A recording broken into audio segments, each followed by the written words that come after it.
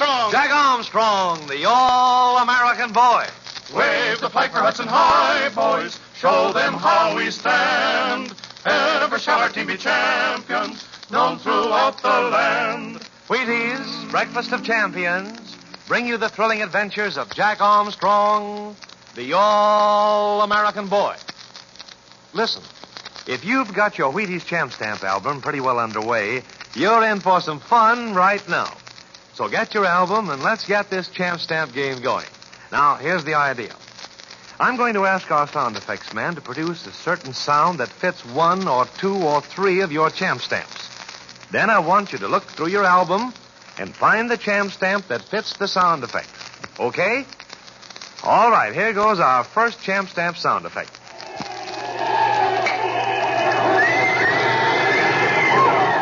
Well, now that was an easy one for a starter.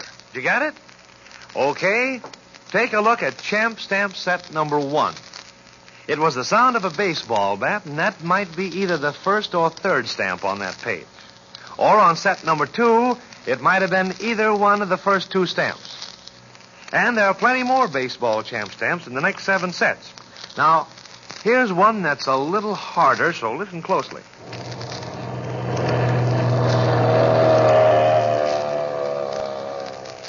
Get that? Okay.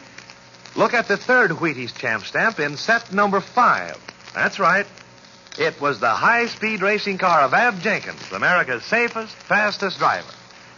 All right, now get set for the next sound effect. Here it is.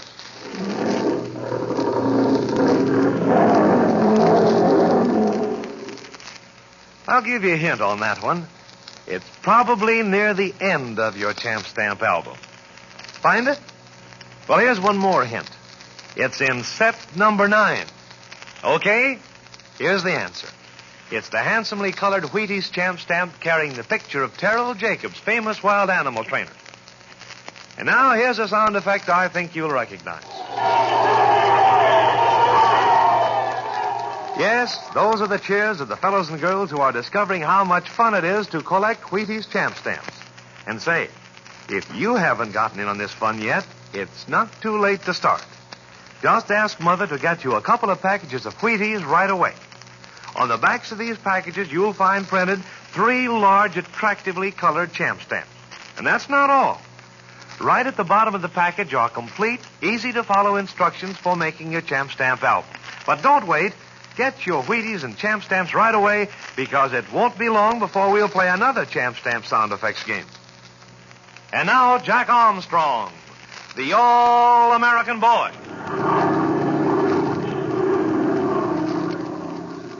Uncle Jim's 4-motor Sky Cruiser is on its way to Easter Island. It was delayed taking off from Macau. There was not only the fog, but there was a speedboat to be returned to its owner, supplies to be taken on board, and arrangements to be made for refueling and reprovisioning en route to Easter Island.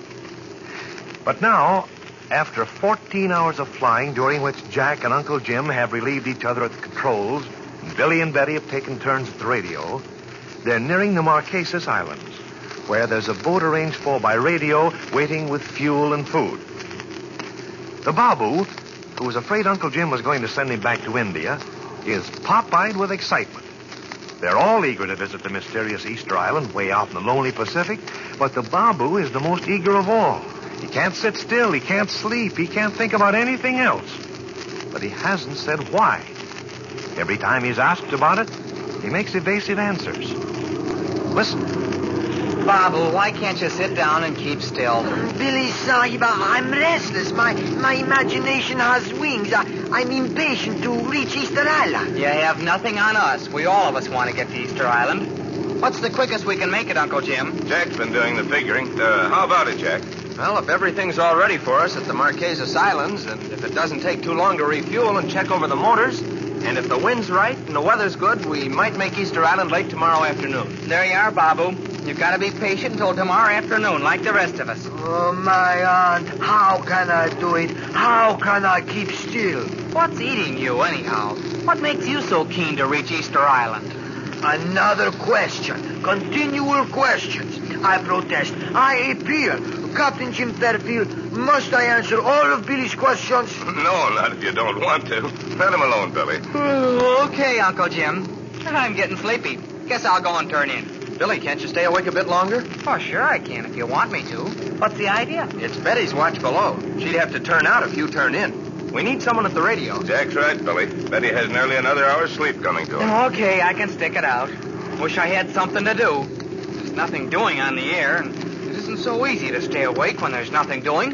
Fairfield Sahib, why not let this miserable Babu take the radio? Let me put on that ear set. That will give me something else than Easter Island to think about, and then Billy can go and lie down. I don't want to lie down. I can do my job. I don't need any help.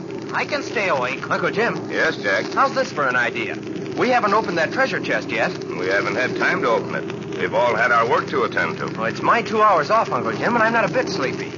Would it be all right to let the Babu take the co-pilot seat and use the earphones, just in case something should turn up on the air, while Billy and I go into the cabin and open that treasure chest? Well, yes, Jack. That'd be all right, as long as you don't wake Betty. Last time Jack and I tried to open the chest, we couldn't raise the lid. It's okay, Billy. Uncle Jim showed me the trick. Come on, Babu, let us by. Acha, Sahib, acha. Careful now, Billy. Don't wake Betty. Shut that door quietly. It's a good thing Betty's berth is at the far end. But I guess at that, no ordinary noise would wake her. How do we get the chest open, Jack? You said you know how. Well, you stick the key in like this, in the usual way. Then you turn it once to the right, and then twice to the left, and then you press sideways on this brass ornament. Gee, I wondered what that thing was for.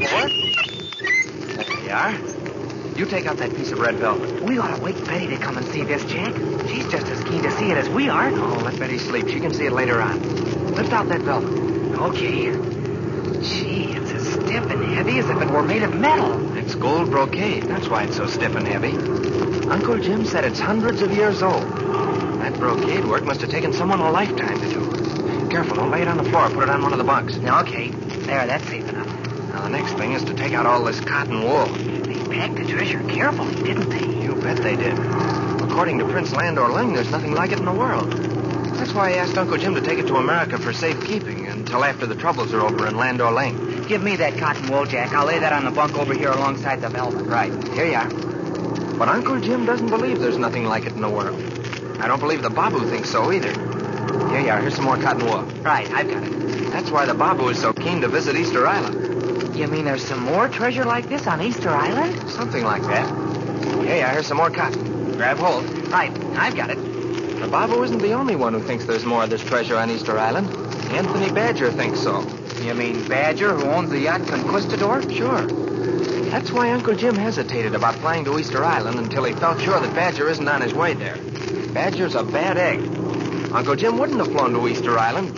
Here you are. Here's some more cotton wool. Grab it.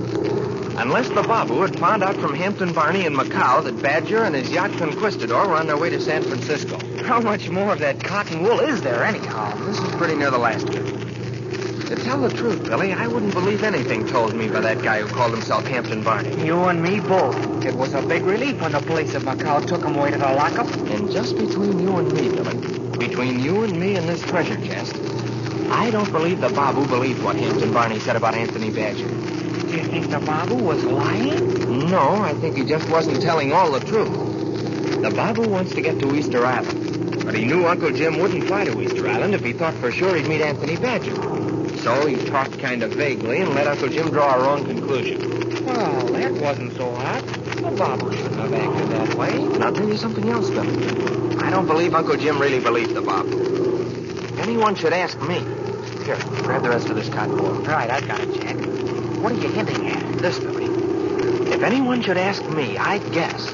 Mind you, I'm only guessing. That Uncle Jim was so doggone keen to fly to Easter Island, and he knew we were so keen to fly there that he kind of leaned over backward.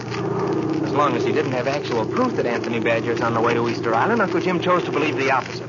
Well, I'll be doggone, Jack. Do you really believe that? Do you believe Anthony Badger's going to be there ahead of us? I'm not saying what I believe. Come on, here's the treasure. Let's look at it. Say, what do you call those things? Uncle Jim said they're portraits of ancient kings. Kings? For Pete's sake, what kind of kings? Kings who reigned so many thousands of years ago that no one knows how long ago it actually was. And you call those things portraits, Jack? Gosh, I'd call them statuettes. What are they made of? They're solid gold. That's why they're so heavy. Here, take this one in your hand. Feel the weight of it. Holy smoke, I'll say it's heavy. But, Jack, this can't be a portrait.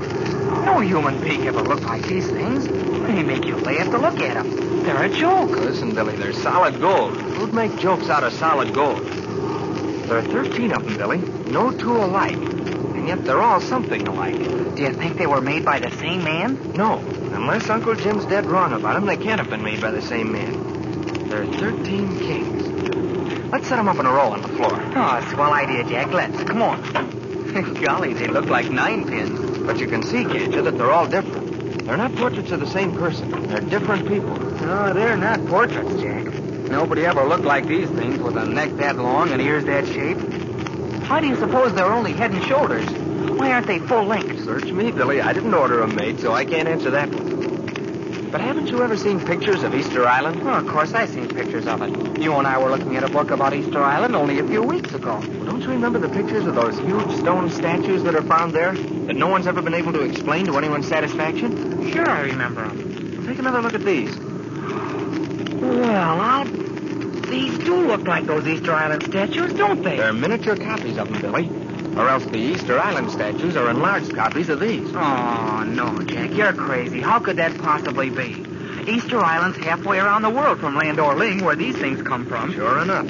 But all the same, Uncle Jim believes these statuettes came from Easter Island, maybe 50,000 years ago. That's why we're flying to Easter Island. You mean to find some more like these? Well, I don't know whether Uncle Jim believes there are any more like these, but I can tell you 2 people who believe there are lots more of them. Who? You don't believe it, do you? One is the Babu, and the other is Anthony Badger. Oh, Anthony Badger, eh?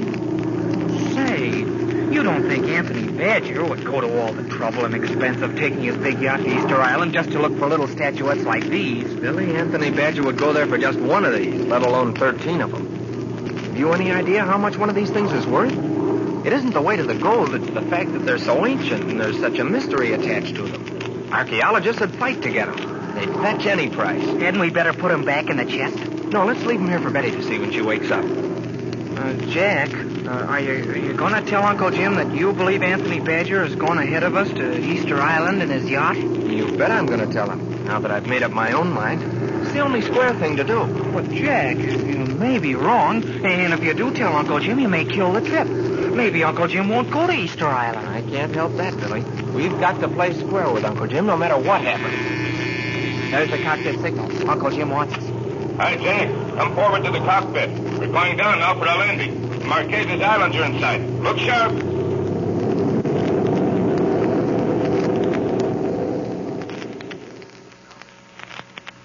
Now then, when Jack tells his suspicions to Uncle Jim, what effect will it have? Will Uncle Jim turn away from Easter Island, or will he carry on? Listen in at the same time tomorrow for a strange and exciting development in the greatest mystery adventure of all with Jack Armstrong, the All-American Boy. Now, look.